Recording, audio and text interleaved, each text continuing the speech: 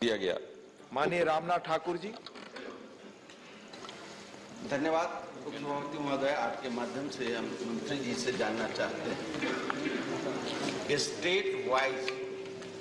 कितने केंद्रीय कर्मचारियों के लिए, पदाधिकारियों के लिए रिक्त हैं और वो कब तक भरे जाएंगे?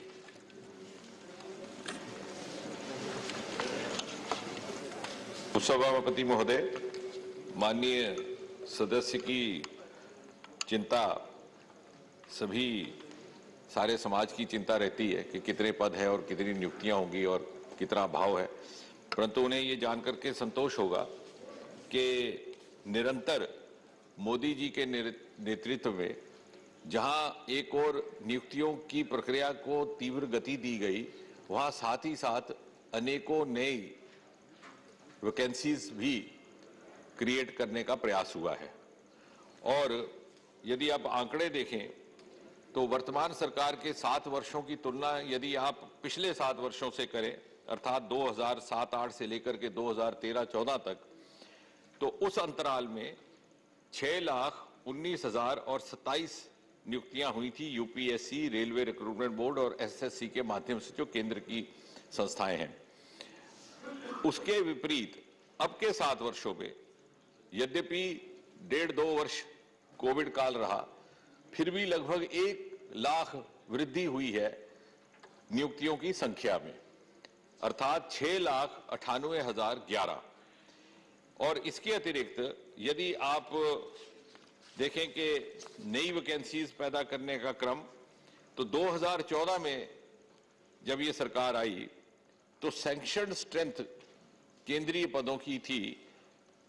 36,45,584। आज 2020, क्योंकि 21 तो अभी समाप्त होने को है, तो 20 के अंत तक ये आंकड़ा बढ़कर के 40,04,941 हो गया, बावजूद कोविड के। तो कहने का तात्पर्य ये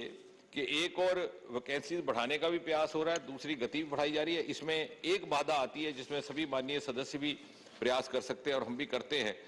कि बहुत सी लिटिगेशन ऐसी रहती हैं आपस में, जिसके कारण पदोन्नतियां करना दिक्कत हो जाता है। अगर की जाए तो एडहॉक की जाए तो उसके लिए भी कभी कभी रिट हो जाती है, लेकिन सरकार की ओर से किसी प्रकार का विलंब या कमी नहीं रहती, बल्कि इसको और ज्यादा पारदर्शिता लाने के लिए 2016 1 जनवरी से इंटरव्यू की प्रथा भी समाप्त कर दी गई और आने वाले समय में इसको और सरल बनाने के लिए एक कंबाइंड एलिजिबिलिटी टेस्ट रहेगा नेशनल रिक्रूटमेंट एजेंसी के तहत। हमारी तो कल्पना ये थी कि इसी वर्ष अक्टूबर में उस तरह का पहला टेस्ट हो जाता, जिससे कि देश के प्रत्येक जिले में एक सेंटर रहेगा, तो लेवल प्लेइंग फील्ड, किसी को किसी तरह की डिसएडवांटेज नहीं रहेगी, चाहे किसी भी वर्ग से वो उम्मीदवार संबंधित क्यों ना हो। और शुरुआत में 3 विभागों को लेकर के ये टेस्ट किया जाएगा,